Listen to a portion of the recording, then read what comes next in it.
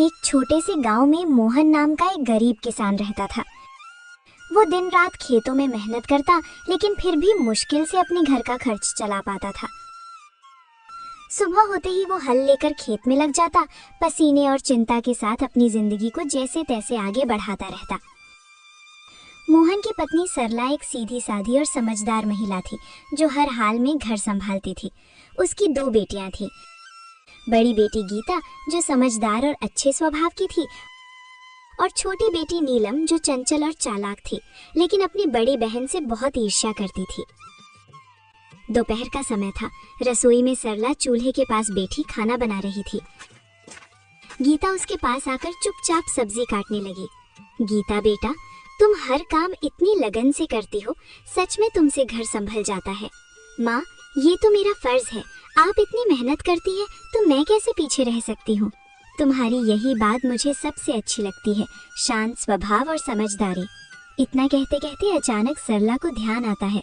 अरे, नीलम कहाँ है? सुबह से दिखी ही नहीं। नीलम, ओ नीलम! सरला जोर से आवाज लगाती है।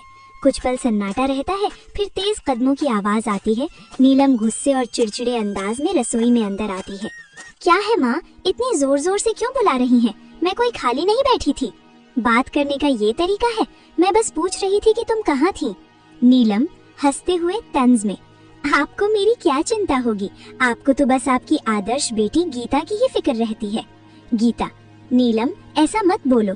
नीलम गुस्से में बीच में काटते हुए, आप चुप ही रहो दीदी, हर वक्त अच्छी बनने का नाटक मत किया करो। सबके सामने सीधी साधी बनती हो और सारी तारीफें भी तुम ही ले जाती हो। नीलम, बस करो नीलम, ये जलन तुम्हें गलत रास्ते पर ले जा रही है। हाँ, जलन है मुझे, क्योंकि मुझे हमेशा आप दोनों के बीच में छोटा और बेकार महसूस कराया जाता है। आप दोनों को तो बस एक दूसरे की अच्छाई ही दिखती है। दोपहर की तेज धूप खेतों पर चमक रही थी। मोहन अपने खेत में हल चला रहा था। उसके कपड़े पसीने से भीग चुके थे, लेकिन वो बिना रुके काम करता जा रहा था। चारों तरफ सन्नाटा था, बस बैलों की धीमी चाल और हल्की मिट्टी चीरने की आवाज सुनाई दे रही थी। थोड़ी देर बाद मोहन रुका, अपने माथे का पसीना पोंछा और आसमान की ओर देखने लगा। हे भगवान, इस बार तो दया कर देना। हर साल की तरह इस बार भी अगर फसल खराब हो गई ना, तो घर जलाना मुश्किल हो जाएगा। बच्चों की जिम्मेदारी है, घर का खर्च है, कब तक यूं ही जैसे तैसे चलता रहेगा। वो गहरी सांस लेकर फिर आसमान की ओर देखता है। बस भगवान, इस बार कोई मुसीबत मत आने देना। बारिश समय पर हो जाए, फसल अच्छी हो जाए, ताकि मेरे बच्चों को थोड़ा अच्छा जीवन दे सकूं। इतना कहकर वो फिर से काम करने लगता है। तभी दूर से कोई आवाज लगाता है। अरे मोहन! मोहन मुड़कर देखता है। उसका दोस्त रामलाल उसकी तरफ आ रहा होता है।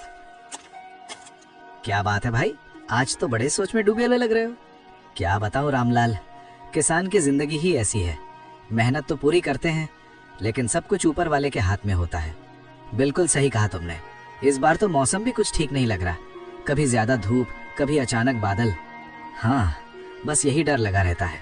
अगर समय पर बारिश नहीं हुई तो सारी मेहनत बेकार चली जाएगी। लेकिन मेहनत करने वालों का साथ भगवान जरूर देता है। देखना, इस बार सब अच्छा होगा। थोड़ा माहौल हल्का होता है, फिर रामलाल मुस्कुराते हुए पूछता है। अच्छा छोड़ो ये सब, बताओ घर पे सब कैसे हैं? भाभी जी और तुम्हारी दोनों बेटियां कैसी हैं? सब ठीक हैं। सरला तो हमेशा की तरह घर संभाल रही है, और मेरी बड़ी बेटी गीता, वो तो बहुत समझदार हो गई है। घर के हर काम में हाथ बटाती है, कभी शिकायत नहीं करती। अरे वाह, ये तो बहुत अच्छी बात है। आजकल ऐसी लड़कियां कहाँ मिलती हैं। हाँ, लेकिन छोटी वाली नीलम, उसका स्वभाव थोड़ा अलग है। चंचल है और कभी कभी गुस्सा भी जल्दी आ जाता है। समझाने की कोशिश करता हूँ, लेकिन उम्र भी तो ऐसी है। कोई बात नहीं मोहन, धीरे धीरे सब समझ आ जाता है। बच्चे हैं, समय के साथ सीख जाते हैं। बस यही उम्मीद है कि दोनों बेटियां सही रास्ते पर चलें और खुश रहें। बाकी भगवान की मर्जी। दोनों कुछ पल के लिए खेत की तरफ देखते हैं, फसल, मिट्टी और अपने संघर्ष भरे जीवन को। चलो भाई, हिम्मत मत हारना, सब ठीक होगा। हाँ, उम्मीद तो उसी से है।